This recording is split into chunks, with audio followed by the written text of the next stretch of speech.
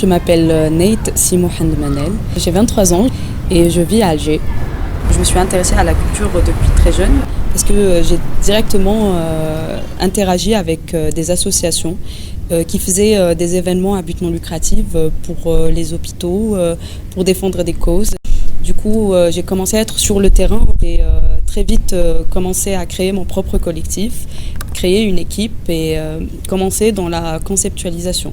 Réunir des artistes, que ce soit amateurs ou professionnels, pour faire des événements à but non lucratif, juste pour le but de promouvoir la culture et de montrer qu'on peut être fort en étant divers. Au début, avant d'avoir 20 ans, je voyais vraiment ça comme un âge où j'allais être le plus épanouie, où j'allais avoir plus de liberté et toute l'image qu'on nous donne de la liberté.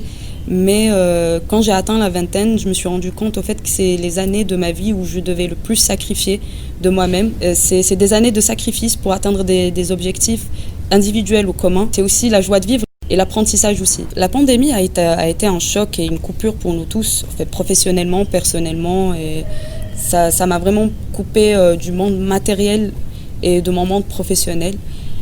Franchement, ça m'a juste permis de remettre les points sur les i avec moi-même personnellement, de plus recadrer ce que je veux faire et de m'imposer de plus grands objectifs. Parce que pour moi, cette pandémie est un challenge. Les cartes sont redistribuées, que tout peut changer dans le monde et en Algérie, et que tout peut arriver au final. Être femme pour moi en Algérie, ça a été dur au début.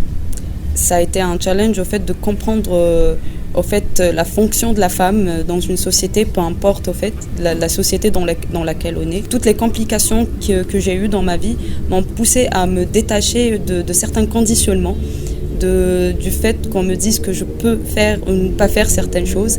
Et justement, ça m'a menée vers une idéologie de challenge. Rien nous diffère au final. Ce n'est même pas dans un point de vue féministe, mais c'est plus dans un point de vue humaniste. On peut tout faire et tout est réalisable du moment où la volonté y est. Du moment où on est convaincu il n'y a plus d'obstacles, il n'y en a plus en réalité.